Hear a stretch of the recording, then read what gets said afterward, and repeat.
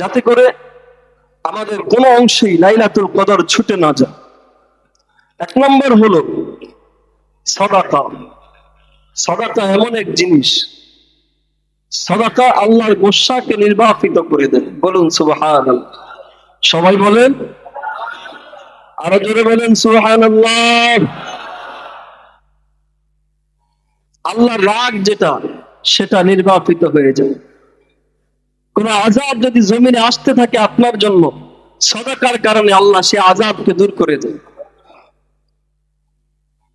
সাদাকার কারণে আল্লাহ তাআলা রুজিতে বরকত দান করেন। আল্লাহ তাআলা বলছেন ওয়ায়ুরবিস সাদাকাত, সাদাকা সম্পদকে বাড়িয়ে দেয়। বলুন সুবহানাল্লাহ। সদকা করলে সম্পদ বেড়ে যায়। অনেকে কয় হুজুর যাকাত দিলে তো আমার এই অনেক টাকা কমে যাবে, বা আমার স্বর্ণ অনেকগুলো কমে যাবে। না, আপনি যদি যাকাত সঠিকভাবে আদায় করেন, কসম খোদার লিখে রাখেন, আপনি এই বছর যদি 1,00,000 টাকার যাকাত দেন, আগামী বছর আপনি 2 লক্ষ টাকার যাকাত দিতে হবে। সম্পদ বাড়লো না কমলো? দিলেন 2500, আল্লাহ আপনাকে বাড়ায় দিলেন আরো 1 লাখ, তো কমলো না বাড়লো? এভাবেও বাড়তে পারে। আবার এমনও হতে পারে যে আপনার একটা বিপদ আসতো, যে বিপদে আপনার এই 1 লাখ চলে যেত, যে 1 লাখ আছে এটা চলে যেত, তো আল্লাহ তাআলা সে বিপদ থেকে আল্লাহ তাআলা আপনাকে উদ্ধার করে দিবে, আপনার এই 1 লাখ সংরক্ষিত থাকলো। তাহলে এখানেও যেন বাড়লোই, ঠিক কিনা বলেন? আর যদি সাদাকা না করি, তাহলে কেমনে যে যাবে নিজেও টের পাবো। আল্লাহটা আল্লাহ নিয়ে যাবে, কারণ এই সব কিছুর নিয়ন্ত্রণ কার হাতে? আবার আপনার কাছে যা কিছু আছে সবকিছুর নিয়ন্ত্রণ কার হাতে?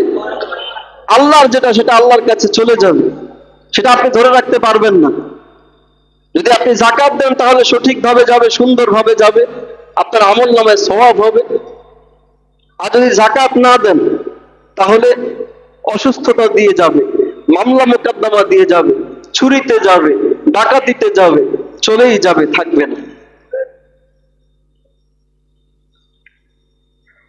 আল্লাহ তাআলা বলছেন মাসালুল লাযীনা ইউনফিকুনা আমওয়ালাহুম ফি সাবিলিল্লাহ কামাসালি হাববাতিন আমবাতাত সাবআ সানাবিলা ফি কুল্লি সুনবুলাতিন মিয়াতু হাব্বা ওয়াল্লাহু ইউদাঈফু লিমান ইয়াশাউ ওয়াল্লাহু ওয়াসিউন আলীম। আল্লাহ বলেন, যারা আল্লাহর পথে খরচ করে, কামাসালি হাব্বা, তারা যেন বীজ বপন করলো, আমবাতাত সাবআ সানাবিল, সেই বীজ থেকে একটা শীষ উঠলো। যেমন ধানের বীজ বপন করার পরে একটা গাছ জন্মায়, সেখান থেকে একটা শীষ বের হয়, সেখানে 7টি শীষ থাকে। প্রত্যেক শীষের মধ্যে মিয়াতু হাব্বা, 100টা করে আবার ধান থাকে। অর্থাৎ বুনলাম মাত্র একটি বীজ, আর সেখান থেকে একটি শীষ হয়ে সেখানে আবার সেই শীষ থেকে 7টি শীষের শাখা বের হলো।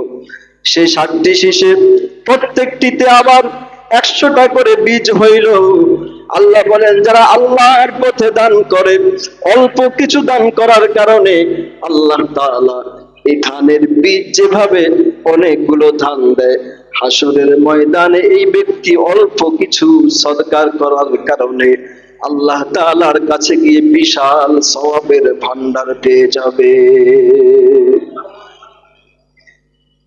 আল্লাহ বলেন আল্লাহু ইউদাঈফু লিমান ইয়াশা। এখানে তো 700-এর উদাহরণ দেওয়া হয়েছে। আল্লাহ বলেন এর চাইতে আরো অনেক বেশি আল্লাহ চাইলে বান্দাকে দিতে পারে। এজন্য প্রতি রাতে কিছু কিছু দান করব, হোক সেটা 10 টাকা, একেবারে হোক সেটা 1 টাকা দান করেন। তো আপনি যদি 1 টাকা দান করেন, আপনি 83 বছর 4 মাস প্রতিদিন দান করলে যত টাকা হইতো এত টাকা সওয়াব আল্লাহ তাআলা আপনার আমলনামায় দান করবেন, এই এক রাত দান করার কারণে। তো কিছু কিছু দান করব। 2 নম্বর, 2 রাকাত 4 রাকাত নামাজ বাড়িয়ে পড়ব লাইলাতুল কদরের নিয়তে, যে আজকে যদি লাইলাতুল কদর হয়ে যায় আমি যেন লাইলাতুল কদরের সওয়াবটা পেয়ে যাই। এজন্য 2-4 রাকাত নামাজ পড়ব খুব একাগ্রতার সাথে এবং খুব আগ্রহের সাথে, অন্য কোনো দিকে যেন মন না যায়, এবং দীর্ঘ টাইম দাঁড়িয়ে, দীর্ঘ সময় রুকুতে গিয়ে, দীর্ঘ সময় সিজদাতে গিয়ে ব্যয় করব। 2-4 রাকাত নামাজ পড়ব। 3 নম্বর, আমরা দুরূদ শরীফ পড়ব। সে দুরূদ যেটাই হোক, নামাজে দুরূদ শরীফ পড়ি, আল্লাহুম্মা সাল্লি আলা মুহাম্মাদ ওয়া আলা আলি মুহাম্মাদ, আল্লাহুম্মা বারিক আলা মুহাম্মাদ, যেটা পড়ি আমরা নামাজে, এটা পড়ব। অথবা সবচেয়ে ছোট দুরূদ সাল্লাল্লাহু আলাইহি ওয়াসাল্লাম, অথবা আপনার যদি কোরআন হাদিসে বর্ণিত সহিহ কোন দুরূদ জানা থাকে ওই দুরূদ পড়বেন। আর যদি কেউ দুরূদ শরীফ পড়ে, আল্লাহ রাসূল বলেছেন, কেউ যদি আমার উপর একবার দুরূদ পড়ে, একবার যদি কেউ দুরূদ পড়ে, আল্লাহ তাআলা তার উপর 10 বার রহমত নাযিল করেন, তার 10টি গুনাহ আল্লাহ তাআলা মাফ করে দেন এবং তার 10টি মর্যাদা আল্লাহ তাআলা বুলন্দ করেন। তো দুরূদ শরীফ পড়ব, যা পারি দুরূদ শরীফ পড়ব। 3। 4 নম্বর হলো আমরা কোরআনে কারীমের তেলাওয়াত করব। রমজান মাস কোরআনের মাস, আল্লাহ বলছেন শাহরু রমাদান আল্লাযী উনজিলা ফীহিল কোরআন, রমজান মাস যে মাসে আল্লাহ তাআলা কোরআন নাযিল করেছেন। আজকে কোরআনের মাসে আমরা কোরআনের সাথে সম্পর্ক আছে কয়জনের? কয়জন আমরা কোরআনটা ধরে দেখছি? কোরআন তো এমন এক কিতাব, এটা যদি আপনি ধরেন তাতেও সওয়াব আছে, আপনি বুকে লাগান সওয়াব আছে, চুমু খান সওয়াব আছে, পড়তে পারেন না খুলে একটু দেখলেন এটাতেও সওয়াব আছে। কিন্তু আজকে আফসোসের বিষয় হচ্ছে কোরআন দিন দিন আমাদের সমাজ থেকে, আমাদের ফ্যামিলি থেকে চলে যাচ্ছে। কি ঠিক বলছি? আমার ফ্যামিলির কয়জন সদস্য কোরআন পড়তে জানে? আমরা কয়জন কোরআন পড়তে জানি সহি করে? কোনোদিন আফসোসও তো তৈরি হলো না। দুনিয়ার কত শিক্ষা অর্জন করলাম, কোনোটাই আমার সঙ্গে সাথী হবে না। কিন্তু কেউ যদি কোরআন শিখে ফেলেছে, এই কোরআন কবরে যখন সবাই ছেড়ে চলে আসবে, কোরআন কবরে তাকে সঙ্গ দিবে। কোরআনকে আল্লাহ তাআলা এক যুবকের সুরতে তার শিয়রে বসিয়ে দিবে আর তার সাথে গল্পে লিপ্ত হয়ে যাবে। বলুন সুবহানাল্লাহ। সবাই যখন রেখে চলে আসবে, কোরআন তার কবরে সাথী হয়ে যাবে। আজকে কোরআনের প্রতি আমাদের আগ্রহই নাই, বাচ্চাদেরকে কোরআন শেখানোর আগ্রহই নাই।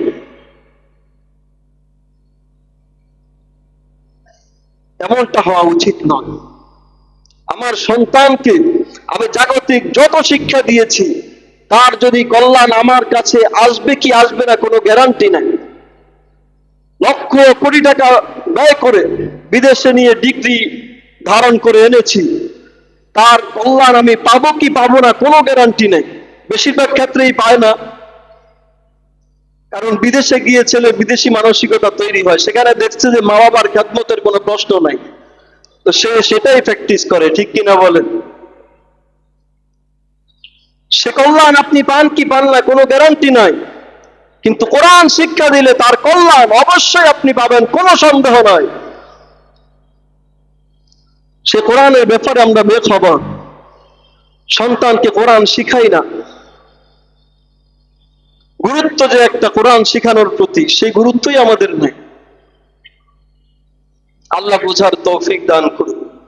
প্রতিটি মুসলিম ছেলেদের এখন এই সময়ে, সময়ের শ্রেষ্ঠ দাবি আমাদের সন্তানগুলোকে জীবনের শুরু অংশে 2-3টা বছর কোরআন শিখার জন্য দেওয়া। তারপরে এবার আপনি স্কুলে দেন, অসুবিধা নেই, কলেজে দেন, ভার্সিটি দেন, পড়ুক, সমস্যা নাই। কিন্তু জীবনের শুরু অংশটা তাকে কোরআনের পিছনে ব্যয় করানো, একবারে পূর্ণাঙ্গ কোরআনের পিছনে, অন্য কিছু না। পূর্ণাঙ্গ কোরআনের পিছনে তার জীবনের প্রথম 3টা বছর আপনি ব্যয় করতে দেন। মেধা যদি ভালো হয়, আরো যদি কম হয় অসুবিধা নাই, কিন্তু সে কোরআন শিখবে এবং দ্বীনি যাবতীয় প্রয়োজনীয় যত মাসালা মাসাইল আছে সে শিখবে। এই সন্তান বড় হয়ে সে কোনোদিন পথ হারা হবে না, বিপদগামী হবে না, আপনার জন্য জাহান্নামের কারণ হবে না। হাসরের ময়দানে যদি আপনি আল্লাহর কাছে গ্রেফতার হয়ে যান, যদি আপনাকে বেরি পরে জাহান্নামের দিকে নিয়ে যেতে চায় আল্লাহর ফেরেশতারা, এই সন্তান বলবে, হ্যাঁ এ তো আমার বাবা, আমাকে কোরআন শিক্ষা দিয়েছে, আমার বাবা জাহান্নামে যাবে আর আমি জান্নাতে যাব, এটা হতে পারে না, আমার বাবাকে না নিয়ে আমি জান্নাতে যাব না। এই সন্তান আপনার জান্নাতের কারণ হবে। এমন 10 জন মানুষকে সুপারিশ করে সে জান্নাতে নিতে পারবে। সাধারণ আসামি না, কুল্লুহুম কদ ওয়াজাবাত লাহুন নার, রাসূল বলেছেন যাদের উপর জাহান্নাম ওয়াজিব হয়ে গেছে, অর্থাৎ ফাঁসির মঞ্চ থেকে ছুটিয়ে আনতে পারবে এই সন্তান 10 জন মানুষকে। অথচ আমাদের এ ব্যাপারে কোনো খবরই নেই। আগে অন্য শিক্ষা নিশ্চিত করি না, আগে অন্য শিক্ষা নিশ্চিত না করে আগে তাকে কোরআনের শিক্ষা নিশ্চিত করুন। এরপরে আপনি যে কোনো শিক্ষা দেন, আপনার সন্তান বিপদগামী হবে না, ভালো হবে, খারাপ হবে না। আজকে কত বাবা মা আসা কাঁদে, হুজুর ছেলেটা নষ্ট হয়ে গেছে, আপনার কারণে নষ্ট হয়েছে, আপনি কষ্ট পাইলে পান, আপনি নষ্ট করছেন আপনার সন্তানকে। এখন কেঁদে লাভ হবে কি? কাঁদার সময় তো কাঁদেন নাই, যে সে সময় কাজ করার সে সময় তো করেননি। এজন্য নিজেরা কোরআন শিখবো, সন্তানকে কোরআন শিখাবো। রাজি আছি ইনশাআল্লাহ? রমজানের পরে আমাদের যে সমস্ত প্রতিষ্ঠানগুলো আছে আমাদের আশেপাশে, আমাদের মসজিদের সাথে এক সুন্দর মনোরম পরিবেশের প্রতিষ্ঠান আছে, মাদ্রাসা আছে, এখানে আপনারা আপনাদের সন্তানগুলো দিয়ে দিবেন ইনশাআল্লাহ। সন্তানগুলো সহিহ কোরআন শিখবে। একটা আলেম যেভাবে কোরআন পড়তে পারে সেও সেভাবে কোরআন পড়তে পারবে। এরপরে এখান থেকে শিখার পরে আপনি যেখানে নেন অসুবিধা নেই। আল্লাহ বোঝার তৌফিক দান করুন। তো কোরআন কিছু না কিছু পড়বো, পড়তে পারি না একটু খুলবো, দেখবো, একটু লাইনে লাইনে হাত বুলাবো, এত সওয়াব আছে না নাই? তো কোরআন একটু বুকে লাগাবো, একটু চুমো খাবো, একটু দেখবো। আর নিজে যে সূরাগুলো পারি, অন্তত সূরা ইখলাস তো সবাই পারি, কি বলেন ঠিক কিনা? পারি না? কেউ যদি 3 বার পরে 1 খতম কোরআন শরীফের সওয়াব পাওয়া যায়। আপনি বসে বসে সূরা ইখলাসটাই পড়েন কোরআন তেলাওয়াতের নিয়তে, যে আমি কোরআন তেলাওয়াত করছি। যদি নিজে না চিনেন তাহলে কাউরে বলেন যে সূরা ইখলাসটা কোন জায়গায় দেখায়া দাও, তো ওখান থেকে আপনি ধরে ধরে পড়েন, এটা আপনি দেখে দেখে পড়ার সওয়াবও পেয়ে যাবেন। এই কিছু কিছু কোরআনে কারিমের তেলাওয়াত করা, কয়টা বললাম? দান সদকা করা, 2-4 রাকাত নামাজ পড়া, দুরূদ শরীফ পড়া, কোরআনে কারিমের তেলাওয়াত করা। 5 নম্বর একটা দোয়া আল্লাহ রাসূল সাল্লাল্লাহু আলাইহি ওয়াসাল্লাম আম্মা জান আয়েশা সিদ্দিকা রাদিয়াল্লাহু তাআলা আনহাকে শিক্ষা দিয়েছেন। রাসূল বলেছিলেন, আম্মা জান বলেছিলেন যে ইয়া রাসূলুল্লাহ, আমি যদি লাইলাতুল কদর পেয়ে যাই তাহলে আমি কি বলবো, কি পড়বো, কি করব? রাসূল এই দোয়াটা শিখাইছেন। রাসূল অন্য কিছু বলেন নাই, এই দোয়াটা শিখাইছেন। আমার সাথে পড়ুন, আল্লাহুম্মা, সবাই বলেন, জবান খুলে বলেন, আল্লাহুম্মা ইন্নাকা আফুউন তুহিব্বুল আফওয়া ফাআফু আন্নি। আল্লাহুম্মা ইন্নাকা আফুউন তুহিব্বুল আফওয়া ফাআফু আন্নি। আল্লাহুম্মা ইন্নাকা আফুউন তুহিব্বুল আফওয়া ফাআফু আন্নি। অর্থাৎ হে আল্লাহ, আপনি ক্ষমা করতে ভালোবাসেন, আপনি ক্ষমাশীল, আপনি কি ক্ষমাশীল, তুহিব্বুল আফওয়া, ক্ষমা করতে ভালোবাসেন। ফাআফু, সুতরাং ক্ষমা করে দিন, আন্নি, আমাকে। অর্থাৎ ক্ষমা চাওয়া, এই শব্দগুলো নবীজির শিখানো শব্দগুলো দিয়ে আল্লাহর কাছে এই রাত্রিতে আল্লাহর কাছে মাপ চাওয়া, এটা আল্লাহ রাসূল সাল্লাল্লাহু আলাইহি ওয়াসাল্লাম আম্মা জান আয়েশা সিদ্দিকা রাদিয়াল্লাহু তাআলা আনহাকে শিখিয়েছেন। লাইলাতুল কদরের বিশেষ আমল রাসূল আম্মা জানকে শিখিয়েছেন। অতএব আমরাও রাত্রিতে এই দোয়াটা বেশি বেশি পড়ব। রাজি আছি ইনশাআল্লাহ? এই কয়টা কাজ আমরা করব। যারা যাকাত এখনো দেই নাই, যাকাত দিয়ে দিব। যারা ফিতরা দেই নাই, তারা ফিতরা দিয়ে দিব। সর্বনিম্ন ফিতরা কত? 110, সর্বোচ্চ 2825 টাকা। আল্লাহ তাআলা আমাদেরকে সঠিকভাবে সাদাকাতুল ফিতির, যাকাত সহকারে আমাদের রোজা, আমাদের নামাজ, আমাদের সাহারি, ইফতার, তারাবি, তিলাওয়াতে কালাম, দান সাদাকা সহকারে সকল নেক আমলগুলো কবুল করুক। সকলে বলুন আমিন। যে সকল ভাইয়ের আল্লাহর সন্তুষ্টির জন্য ইতিকাফে এসেছেন, ওনাদের ইতিকাফকে আল্লাহ কবুল করুক, বলুন আমিন। ওয়া আখিরু দাওয়ানা আনিল হামদুলিল্লাহি রাব্বিল আলামিন। একটু বসি, জরুরি কথা আছে, আমরা একটু শুনি।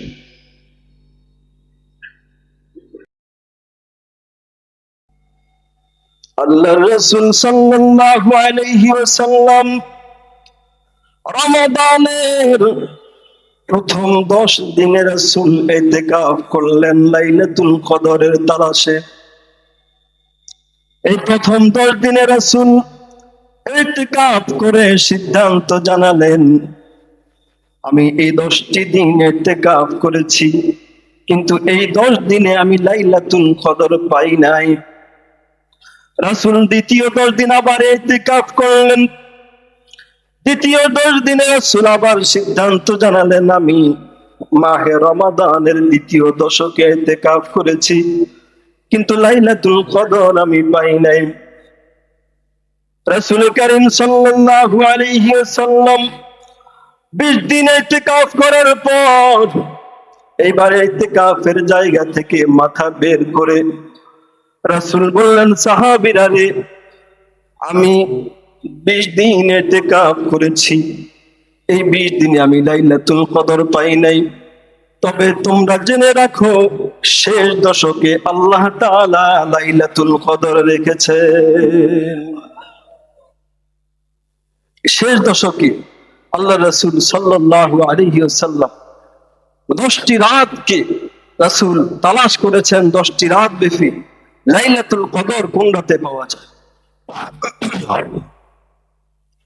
লাস্টের এই 10 দিনে রাসূল তালাশ করে এবার রাসূল সিদ্ধান্ত জানালেন যে তোমরা শেষের 10 দিন লাইলাতুল কদর তালাশ করো। এরপরে রাসূল বললেন, তোমরা শেষের 7 দিনে লাইলাতুল কদর তালাশ করো। এরপরে রাসূল আরো সহজ করে দিলেন, তাহাররু লাইলাতুল কদরি ফিল আশরি মিন রমাদান ফিল উতরি মিন রমাদান। আল্লাহ রাসূল বলছেন যে তোমরা শেষের 10 দিনের বেজোড় রাত্রগুলোতে লাইলাতুল কদর তালাশ করো।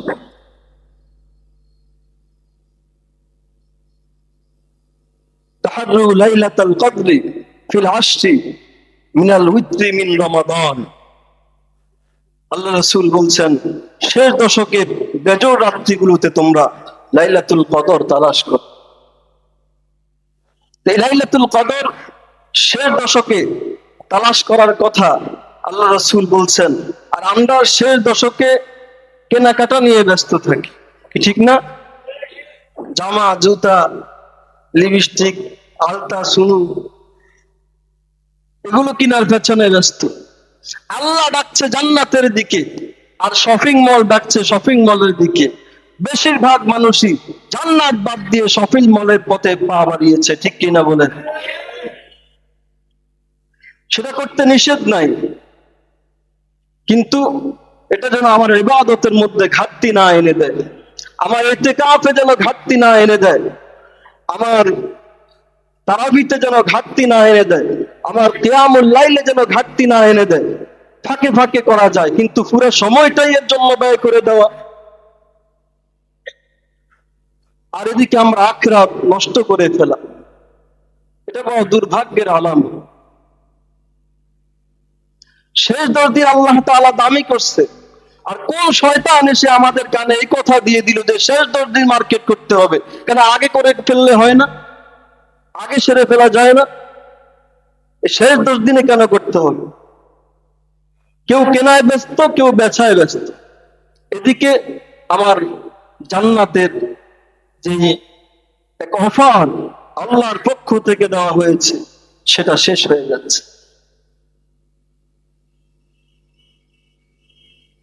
লাইলাতুল কদর একটি রাত, সেটা কোন রাত সেটা আল্লাহ জানে।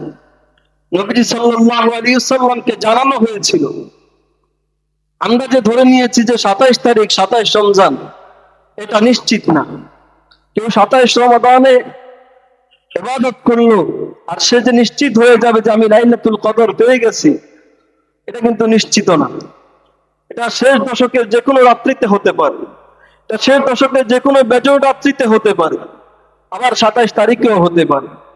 তবে শুধু 27 তারিখ কেউ চেষ্টা করলে এটা নিশ্চিত বলা যাবে না যে সে লাইলাতুল কদর পেয়েছে। এটা আল্লাহ রাসূল সাল্লাল্লাহু আলাইহি ওয়াসাল্লামকে জানানো হয়েছিল। আবার আল্লাহ তাআলা রাসূলের ধ্যান থেকে, মেধা থেকে সেটা নিয়ে গিয়েছেন। মনে রাখবেন, আমরা অনেকে প্রশ্ন করি যে আল্লাহ তাআলা এই রাতটা বইলা দিলেই তো হইতো, আমাকে কত উপকার হইতো, আমরা ওই রাতটাতে ইবাদত করতাম। কিন্তু আল্লাহ তাআলা এটা না বলার পেছনে আল্লাহ অনেক বড় হিকমত আছে। আল্লাহর হিকমত বোঝার ক্ষমতা আমাদের আছে? আমাদের নাই। কিন্তু মুহাদ্দিসিনে কেরাম কিছু ব্যাখ্যা করেছেন। আল্লাহ তাআলা কেন জানান নাই, নির্দিষ্ট তারিখ কেন বলেন নাই? তার কারণ হতে পারে যে যদি নির্দিষ্ট তারিখ বলা হতো তাহলে মানুষ ওই নির্দিষ্ট তারিখের আশায় বসে থাকতো এবং ওই দিনও ঠিকই অবহেলায় কাটিয়ে যেত। ঠিক না?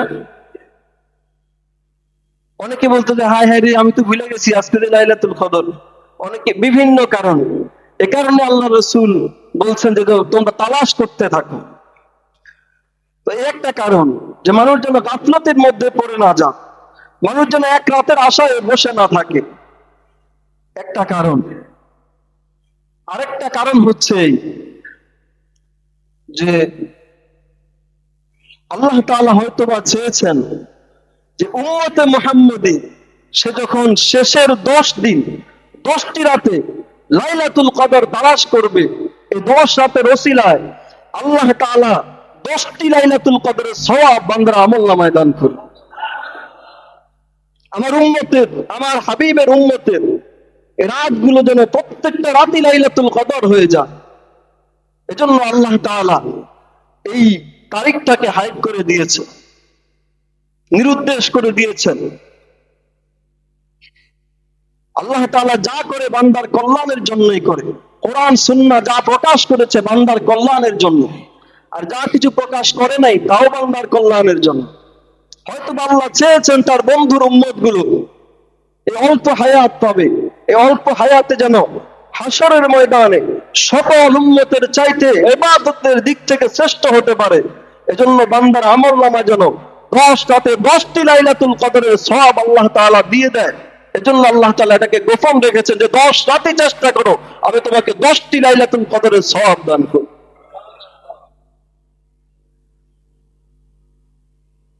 এটা তো হচ্ছে মুহাদ্দিসিনে কেরামদের মতামত। আর আল্লাহর হিকমত কি সেটা তো আল্লাহ ভালো জানে। আল্লাহ তাআলার কাছে আরো বড় কোনো কল্যাণ আছে। আল্লাহ তাআলা আরো কোনো কল্যাণের হয়তো ফয়সালা করবেন এর মাধ্যমে, কিন্তু আমরা তো ঘুমিয়ে কাটিয়ে দিচ্ছি রাতগুলো। আমরা তো শেষ করে দিচ্ছি আমাদের রাতের এই সুবর্ণ সুযোগগুলো। 1000 টাকা যদি কোনোভাবে ক্ষতিগ্রস্ত হই, কত না পেরেশান হই, কত চেষ্টা, কত চিন্তা, কত হয়রান হই। কিন্তু এই যে একটা সুবর্ণ সুযোগ চলে যাচ্ছে, কোনো পেরেশানি নাই আমার মনের মধ্যে, কোনো আফসোসই নাই। এটা যে আমি যে ক্ষতিগ্রস্ত হলাম আখিরাতের আফসোসই নাই, এই আফসোস দিলের মধ্যে কেন হয় না? একজন মানুষ তো সারাটি বছর এটার জন্য আফসোস করার দরকার যে হায় কি করলাম, এমন একটা রাত হারিয়ে ফেললাম।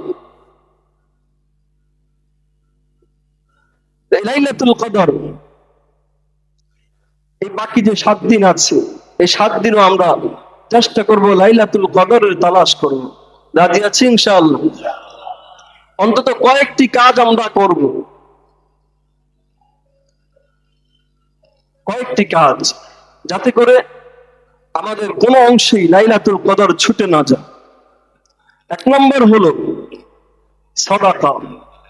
সাদাকা এমন এক জিনিস, সাদাকা আল্লাহর গোসাকে নির্বাপিত করে দেয়। বলুন সুবহানাল্লাহ। সবাই বলেন, আরো জোরে বলেন সুবহানাল্লাহ। আল্লাহর রাগ যেটা, সেটা নির্বাপিত হয়ে যায়। কোন আযাব যদি জমিনে আসতে থাকে আপনার জন্য, সাদাকার কারণে আল্লাহ সে আযাবকে দূর করে দেয়। সাদাকার কারণে আল্লাহ তাআলা রুজিতে বরকত দান করে। আল্লাহ তাআলা বলছেন ওয়ায়ুরবিস সাদাকাত, সাদাকা সম্পদকে বাড়িয়ে দেয়। বলুন সুবহানাল্লাহ। সদকা করলে সম্পদ বেড়ে যায়। অনেকে কয় হুজুর যাকাত দিলে তো আমার এই অনেক টাকা কমে যাবে, বা আমার স্বর্ণ অনেকগুলো কমে যাবে। না, আপনি যদি যাকাত সঠিকভাবে আদায় করেন, কসম খোদার লিখে রাখেন, আপনি এই বছর যদি 1 লক্ষ টাকার যাকাত দেন, আগামী বছর আপনি 2 লক্ষ টাকার যাকাত দিতে হবে। তো সম্পদ বাড়লো না কমলো? দিলেন 2500, আল্লাহ আপনাকে বাড়ায় দিলেন আরো 1 লাখ, তো কমলো না বাড়লো? এভাবেও বাড়তে পারে। আবার এমনও হতে পারে যে আপনার একটা বিপদ আসতো, যে বিপদে আপনার এই 1 লাখ চলে যেত, যে 1 লাখ আছে এটা চলে যেত। তো আল্লাহ তাআলা সে বিপদ থেকে আল্লাহ তাআলা আপনাকে উদ্ধার করে দিবে, আপনার এই 1 লাখ সংরক্ষিত থাকলো। তাহলে এখানেও যেন বাড়লোই, ঠিক কিনা বলেন? আর যদি সাদাকা না করি, তাহলে কেমনে যে যাবে নিজেও টের পাবো। আল্লাহটা আল্লাহ নিয়ে যাবে, কারণ এই সব কিছুর নিয়ন্ত্রণ কার হাতে? আমার আপনার কাছে যা কিছু আছে সবকিছুর নিয়ন্ত্রণ কার হাতে? আল্লাহর। যেটা সেটা আল্লাহর কাছে চলে যাবে, সেটা আপনি ধরে রাখতে পারবেন না। যদি আপনি যাকাত দেন তাহলে সঠিকভাবে যাবে, সুন্দরভাবে যাবে, আপনার আমলনামায় সওয়াব হবে। আর যদি যাকাত না দেন, তাহলে অসুস্থতা দিয়ে যাবে, মামলা মোকদ্দমা দিয়ে যাবে, চুরিতে যাবে, ডাকাতিতে যাবে, চলেই যাবে, থাকবে না। আল্লাহ তাআলা বলছেন মাসালুল লাযীনা ইউনফিকুনা আমওয়ালাহুম ফি সাবিলিল্লাহ কামাসালি হাববাতিন আমবাতাত সাবআ সানাবিলা ফি কুল্লি সুনবুলাতিন মিয়াতু হাব্বা ওয়াল্লাহু ইউদাঈফু লিমান ইয়াশাউ ওয়াল্লাহু ওয়াসিউন আলীম। আল্লাহ বলেন, যারা আল্লাহর পথে খরচ করে, কামাসালি হাব্বা, তারা যেন বীজ বপন করলো, আমবাতাত সাবআ সানাবিল, সেই বীজ থেকে একটা শীষ উঠলো। যেমন ধানের বীজ বপন করার পরে একটা গাছ জন্মায়, সেখান থেকে একটা শীষ বের হয়, সেখানে 7টি শীষ থাকে। প্রত্যেক শীষের মধ্যে মিয়াতু হাব্বা, 100টা করে আবার ধান থাকে। অর্থাৎ বুনলাম মাত্র একটি বীজ, আর সেখান থেকে একটি শীষ হয়ে সেখানে আবার সেই শীষ থেকে 7টি শীষের শাখা বের হলো। সেই 7টি শীষে প্রত্যেকটিতে আবার 100টা করে বীজ হইল। আল্লাহ বলেন, যারা আল্লাহর পথে দান করে, অল্প কিছু দান করার কারণে আল্লাহ তাআলা এই ধানের বীজ যেভাবে অনেকগুলো ধান দেয়, হাসরের ময়দানে এই ব্যক্তি অল্প কিছু সদকা করার কারণে আল্লাহ তাআলার কাছে গিয়ে বিশাল সওয়াবের ভান্ডার পেয়ে যাবে। আল্লাহ বলেন আল্লাহু ইউদাইফু লিমান ইয়াশা। এখানে তো 700-এর উদাহরণ দেওয়া হয়েছে। আল্লাহ বলেন এর চাইতে আরো অনেক বেশি আল্লাহ চাইলে বান্দাকে দিতে পারে। এজন্য প্রতি রাতে কিছু কিছু দান করব, হোক সেটা 10 টাকা, একেবারে হোক সেটা 1 টাকা দান করেন। তো আপনি যদি 1 টাকা দান করেন, আপনি 83 বছর 4 মাস প্রতিদিন দান করলে যত টাকা হইতো এত টাকা সওয়াব আল্লাহ তাআলা আপনার আমলনামায় দান করবেন। এই 1 রাত দান করার কারণে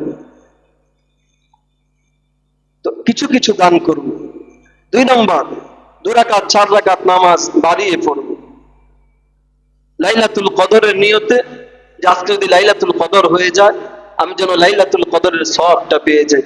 এজন্য 2-4 রাকাত নামাজ পড়ব খুব একাগ্রতার সাথে এবং খুব আগ্রহের সাথে, অন্য কোনো দিকে যেন মন না যায়, এবং দীর্ঘ টাইম দাঁড়িয়ে, দীর্ঘ সময় রুকুতে গিয়ে, দীর্ঘ সময় সিজদাতে গিয়ে ব্যয় করব। 2-4 রাকাত নামাজ পড়ব।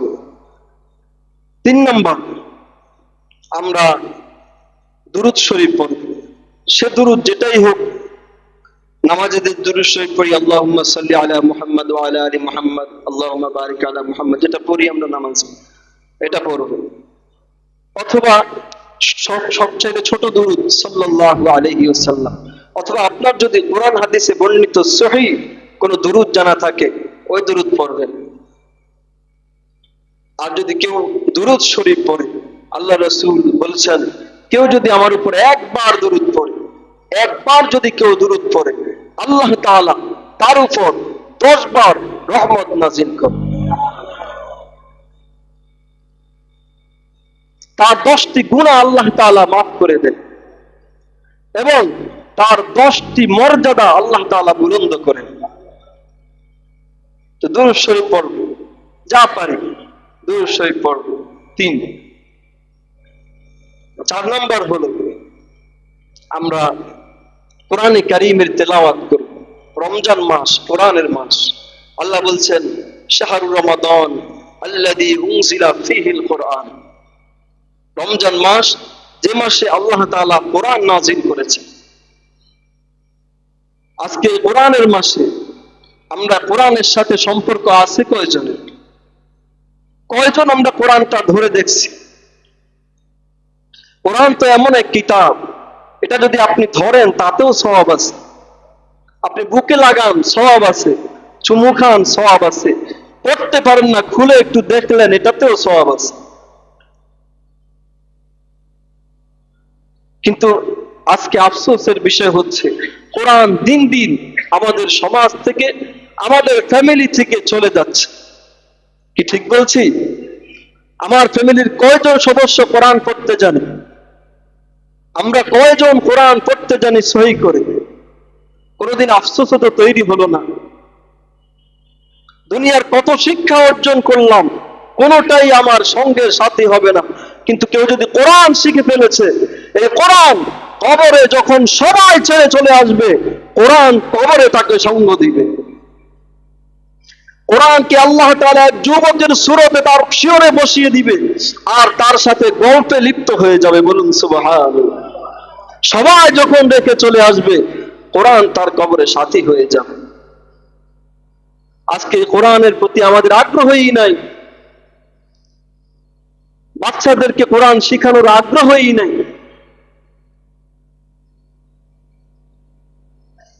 এমনটা হওয়া উচিত নয়। আমার সন্তানকে আমি জাগতিক যত শিক্ষা দিয়েছি, তার যদি কল্যাণ আমার কাছে আসবে কি আসবে না কোনো গ্যারান্টি নাই। লক্ষ কোটি টাকা ব্যয় করে বিদেশে নিয়ে ডিগ্রি ধারণ করে এনেছি, তার কল্যাণ আমি পাবো কি পাবো না কোনো গ্যারান্টি নেই। বেশিরভাগ ক্ষেত্রেই পায় না, কারণ বিদেশে গিয়ে ছেলে বিদেশি মানসিকতা তৈরি হয়, সেখানে দেখছে যে মা বাবার খেদমতের কোনো প্রশ্ন নাই, তো সে সেটাই প্র্যাকটিস করে। ঠিক কিনা বলেন? সে কল্যাণ আপনি পান কি পান না কোনো গ্যারান্টি নাই। কিন্তু কোরআন শিক্ষা দিলে তার কল্যাণ অবশ্যই আপনি পাবেন, কোনো সন্দেহ নয়। সে কোরআনের ব্যাপারে আমরা বেখবর, সন্তানকে কোরআন শিখাই না। গুরুত্ব যে একটা কোরআন শিখানোর প্রতি, সেই গুরুত্বই আমাদের নেই। আল্লাহ বুঝার তৌফিক দান করুন। প্রতিটি মুসলিম ছেলেদের এখন এই সময়ের শ্রেষ্ঠ দাবি আমাদের সন্তানগুলোকে জীবনের শুরু অংশে 2-3টা বছর কোরআন শিখার জন্য দেওয়া। তারপরে এবার আপনি স্কুলে দেন, অসুবিধা নেই, কলেজে দেন, ভার্সিটি দেন, পড়ুক, সমস্যা নাই, কিন্তু জীবনের শুরু অংশটা তাকে কোরআনের পিছনে ব্যয় করানো, একবারে পূর্ণাঙ্গ কোরআনের পিছনে, অন্য কিছু না। পূর্ণাঙ্গ কোরআনের পিছনে তার জীবনের প্রথম 3টা বছর আপনি ব্যয় করতে দেন। মেধা যদি ভালো হয়, আরো যদি কম হয়, অসুবিধা নাই, কিন্তু সে কোরআন শিখবে এবং দ্বীনি যাবতীয় প্রয়োজনীয় যত মাসালা মাসাইল আছে সে শিখবে। এই সন্তান বড় হয়ে সে কোনোদিন পথ হারা হবে না, বিপদগামী হবে না, আপনার জন্য জাহান্নামের কারণ হবে না। হাসরের ময়দানে যদি আপনি আল্লাহর কাছে গ্রেফতার হয়ে যান, যদি আপনাকে বেরি পড়ে জাহান্নামের দিকে নিয়ে যেতে চায় আল্লাহর ফেরেশতারা, এই সন্তান বলবে, হ্যাঁ, এ তো আমার বাবা, আমাকে কোরআন শিক্ষা দিয়েছে, আমার বাবা জাহান্নামে যাবে আর আমি জান্নাতে যাব, এটা হতে পারে না, আমার বাবাকে না নিয়ে আমি জান্নাতে যাব না। এই সন্তান আপনার জান্নাতের কারণ হবে। এমন 10 জন মানুষকে সুপারিশ করে সে জান্নাতে নিতে পারবে। সাধারণ আসামি না, কুল্লুহুম কদ ওয়াজাবাত লাহুন নার, রাসূল বলেছেন, যাদের উপর জাহান্নাম ওয়াজিব হয়ে গেছে, অর্থাৎ ফাঁসির মঞ্চ থেকে ছুটিয়ে আনতে পারবে এই সন্তান 10 জন মানুষকে। অথচ আমাদের এ ব্যাপারে কোনো খবরই নেই। আগে অন্য শিক্ষা নিশ্চিত করি না, আগে অন্য শিক্ষা নিশ্চিত না করে আগে তাকে কোরআনের শিক্ষা নিশ্চিত করুন। এরপরে আপনি যে কোনো শিক্ষা দেন, আপনার সন্তান বিপদগামী হবে না, ভালো হবে, খারাপ হবে না। আজকে কত বাবা মা আইসা কাঁদে, হুজুর ছেলেটা নষ্ট হয়ে গেছে, আপনার কারণে নষ্ট হয়েছে, আপনি কষ্ট পাইলে পান, আপনি নষ্ট করছেন আপনার সন্তানকে। এখন কেঁদে লাভ হবে কি? কাঁদার সময় তো কাঁদেন নাই, যে সে সময় কাজ করার সে সময় তো করেন নাই।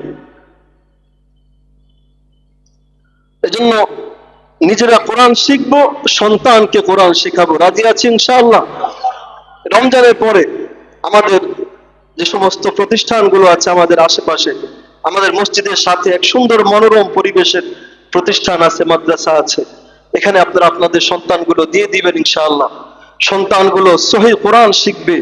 একটা আলেম যেভাবে কোরআন পড়তে পারে, সেও সেভাবে কোরআন পড়তে পারবে। এরপরে এখান থেকে শিখার পরে আপনি যেখানে নেন, অসুবিধা নেই। আল্লাহ বোঝার তৌফিক দান করুন। তো কোরআন কিছু না কিছু পড়বো, পড়তে পারি না, একটু খুলবো, দেখবো, একটু লাইন লাইনে হাত বুলাবো, এত সওয়াব আছে না নাই? তো কোরআন একটু বুকে লাগাবো, একটু চুমো খাবো, একটু দেখবো। আর নিজে যে সূরাগুলো পারি, অন্তত সূরা ইখলাস তো সবাই পারি, কি বলেন, ঠিক কিনা? পারি না? কেউ যদি 3 বার পরে 1 খতম কোরআন শরীফের সওয়াব পাওয়া যায়। আপনি বসে বসে সূরা ইখলাসটাই পড়েন কোরআন তেলাওয়াতের নিয়তে, যে আমি কোরআন তেলাওয়াত করছি। যদি নিজে না চিনেন তাহলে কাউরে বলেন যে সূরা ইখলাসটা কোন জায়গায় দেখায়া দাও, তো ওখান থেকে আপনি ধরে ধরে পড়েন, এটা আপনি দেখে দেখে পড়ার সওয়াবও পেয়ে যাবেন। এই কিছু কিছু কোরআনে কারিমের তেলাওয়াত করা, কয়টা বললাম? দান সদকা করা, 2-4 রাকাত নামাজ পড়া, দুরূদ শরীফ পড়া, কোরআনে কারিমের তেলাওয়াত করা। 5 নম্বর একটা দোয়া আল্লাহ রাসূল সাল্লাল্লাহু আলাইহি ওয়াসাল্লাম আম্মা জান আয়েশা সিদ্দিকা রাদিয়াল্লাহু তাআলা আনহাকে শিক্ষা দিয়েছেন। রাসূল বলেছিলেন, আম্মা জান বলেছিলেন যে ইয়া রাসূলুল্লাহ, আমি যদি লাইলাতুল কদর পেয়ে যাই তাহলে আমি কি বলবো, কি পড়বো, কি করব? রাসূল এই দোয়াটা শিখাইছেন। রাসূল অন্য কিছু বলেন নাই, এই দোয়াটা শিখাইছেন। আমার সাথে পড়ুন, আল্লাহুম্মা, সবাই বলেন, জবান খুলে বলেন, আল্লাহুম্মা ইন্নাকা আফুউন তুহিব্বুল আফওয়া ফাফু আন্নি আল্লাহুম্মা ইন্নাকা আফুউন তুহিব্বুল আফওয়া ফাফু আন্নি আল্লাহুম্মা ইন্নাকা আফুউন তুহিব্বুল আফওয়া ফাফু আন্নি। অর্থাৎ হে আল্লাহ, আপনি ক্ষমা করতে ভালোবাসেন, আপনি ক্ষমাশীল, আপনি কি ক্ষমাশীল। তুহিব্বুল আফওয়া, ক্ষমা করতে ভালোবাসেন। ফাফু, সুতরাং ক্ষমা করে দিন, আন্নি, আমাকে। অর্থাৎ ক্ষমা চাওয়া, এই শব্দগুলো নবীজির শিখানো শব্দগুলো দিয়ে আল্লাহর কাছে এই রাত্রিতে আল্লাহর কাছে মাপ চাওয়া, এটা আল্লাহ রাসূল সাল্লাল্লাহু আলাইহি ওয়াসাল্লাম আম্মা জান আয়েশা সিদ্দিকা রাদিয়াল্লাহু তাআলা আনহাকে শিখিয়েছেন। লাইলাতুল কদরের বিশেষ আমল রাসূল আম্মা জানকে শিখিয়েছেন। অতএব আমরাও রাত্রিতে এই দোয়াটা বেশি বেশি পড়ব। রাজি আছি ইনশাআল্লাহ? এই কয়টা কাজ আমরা করব। যারা যাকাত এখনো দেই নাই, যাকাত দিয়ে দিব। যারা ফিতরা দেই নাই, তারা ফিতরা দিয়ে দিব। সর্বনিম্ন ফিতরা কত? 110, সর্বোচ্চ 2825 টাকা। আল্লাহ তাআলা আমাদেরকে সঠিকভাবে সাদাকাতুল ফিতির, যাকাত সহকারে আমাদের রোজা, আমাদের নামাজ, আমাদের সাহারি, ইফতার, তারাবি, তিলাওয়াতে কালাম, দান সাদাকা সহকারে সকল নেক আমলগুলো কবুল করুক। সকলে বলুন আমিন। যে সকল ভাইয়ের আল্লাহর সন্তুষ্টির জন্য ইতিকাফে এসেছেন, ওনাদের ইতিকাফকে আল্লাহ কবুল করুক, বলুন আমিন। ওয়া আখিরু দাওয়ানা আনিল হামদুলিল্লাহি রাব্বিল আলামিন। একটু বসি, জরুরি কথা আছে, আমরা একটু শুনি।